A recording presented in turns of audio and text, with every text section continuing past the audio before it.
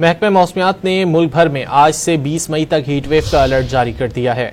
जनूबी पंजाब, सिंध, बलूचिस्तान, खैबर पख्तूनख्वा, कश्मीर और गिलगित बल्तिस्तान में दर्जा हरारत 5 से 7 डिग्री जायद रहने का इम्कान है।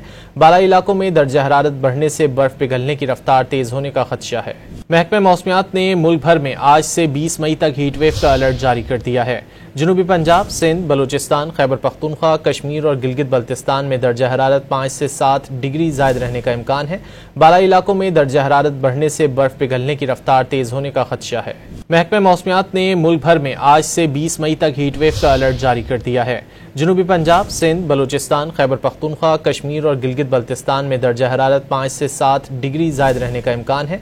बालाई इलाकों में दर्जा हरारत बढ़ने से बर्फ पिघलने की रफ्तार तेज होने का खदशा है। महकमा मौसमियात ने मुल्क भर में आज से 20 मई तक हीट वेव का अलर्ट जारी कर दिया है।